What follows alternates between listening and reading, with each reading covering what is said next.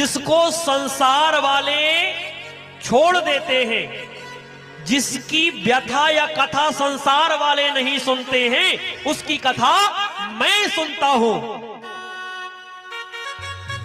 यहां लिखा है ना, खग मृग जीव जंतु तहा नाही, अहिल्या का साथ प्रकृति ने छोड़ दिया, भगवान उनके साथ में खड़े हुए। वही कह रहे हैं गुरुजी, इसलिए आया कि जिसकी कथा कोई नहीं सुनता, उसकी व्यथा कथा मैं सुनने के लिए तैयार हूं, इसलिए मैं यहां पर आया। तो गुरुजी ने कहा, सरकार तो चरणों की रज दे दो, इसमें क्या वो है, चरणों की रज चाहती है। भगवान ने कहा, अच्छा एक बात बताओ कि ये मेरे चरणों की रज ही क्यों चाहती है। विश्वामित्र जी ने कहा, सरकार ये समाज को उपदेश देना चाहती है महाराज। क्या उपदेश? यह उपदेश देना चाहती है कि अहिल्या का ये हाल महाराज पतन किस गुण से हुआ था? रजोगुण से हुआ था। पतन किस गुण से हुआ था?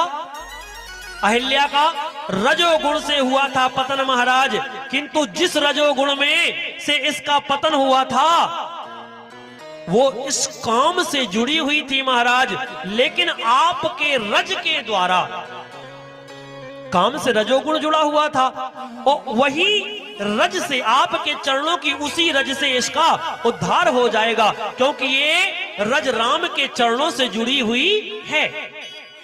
भगवान ने कहा कि देखो प्रभु, यहां पर भगवान ने कृपा किया। कौन सी कृपा किया?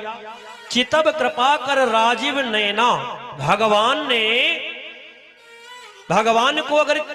अगर किसी को देखें तो चितब कृपा, चितब मतलब होता है देखना, ये नेत्र की कृपा है।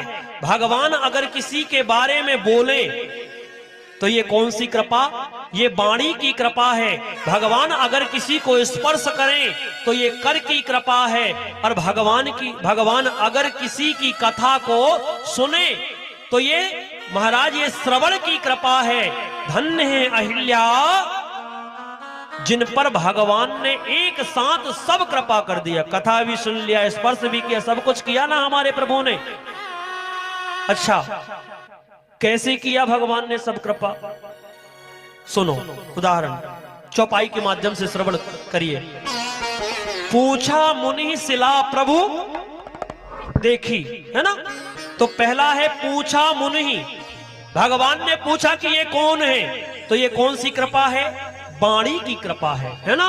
शिला प्रभु देखी, भगवान ने देखा